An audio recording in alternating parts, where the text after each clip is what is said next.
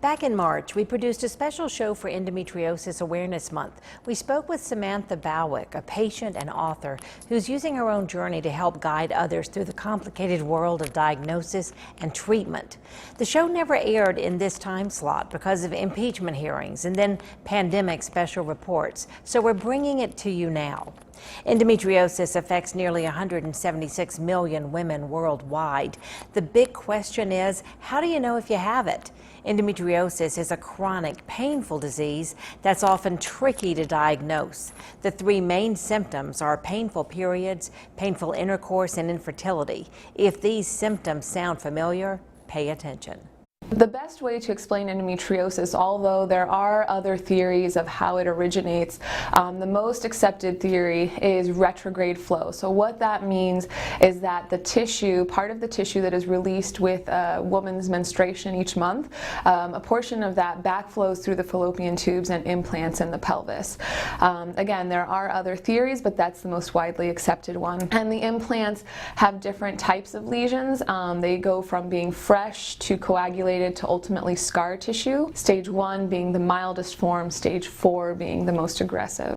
Milder stages can absolutely impact both pain symptoms and fertility, and the way that it does that is because those lesions release inflammatory substances, and so when a patient is having their menstruation, those lesions are also bleeding inside of the pelvis, and the molecules and substances that are released are extremely inflammatory to the pelvis, specifically the peritoneum, which is basically a layer that covers our intestines, and can cause that pain that most patients complain of. Endometriosis as a disease is considered a surgical diagnosis. There's a laparoscopy required. Basically, we put a little camera in through the belly button and look inside for lesions, and in that way we're able to diagnose the disease.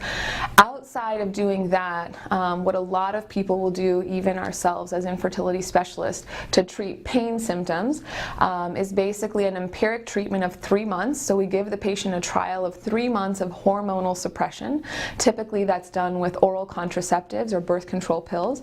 And if patients report improvement in their pain symptoms, then the suspicion for endometriosis goes up. And this may be a less invasive way of trying to assess for the disease. Specific with fertility, it's a little bit different conversation. The surgical diagnosis still remains as an option, particularly for patients who are not well controlled on birth control or whose pain symptoms are affecting daily life. They're calling out of work, they're not able to be intimate with their partners. So definitely that still has a role, but for the fertility patient, the goal of obtaining a pregnancy precedes controlling any other symptom. And in those cases, we tend to counsel them on fertility treatments before we discuss surgery. I would say if it's something that's bothering you enough to impact quality of life, or if it's something that has been progressively worsening with time, then it's absolutely something that needs to be addressed. It's important to note that even following a diagnosis and treatment, endometriosis can recur. Doctors often recommend women maintain hormonal suppression to keep symptoms at bay. This is a subject that is very personal to me because I struggled with endometriosis from the time I was a teenager until I had a total hysterectomy in my late 30s. Getting a doctor to believe something was really wrong was the first hurdle. So many brushed it off as being in my head. Endometriosis is often a really difficult disease to diagnose.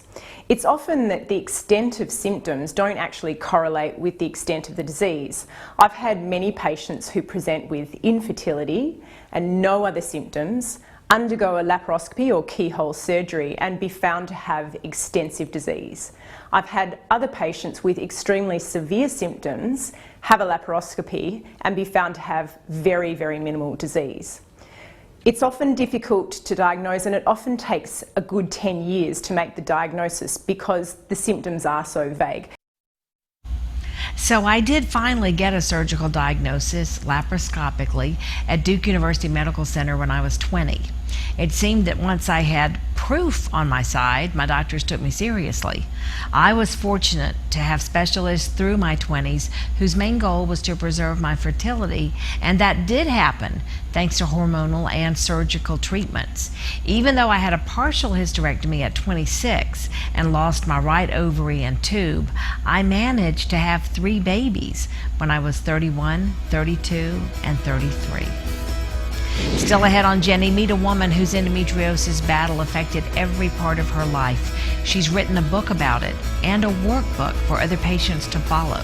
We'll meet her right after the break.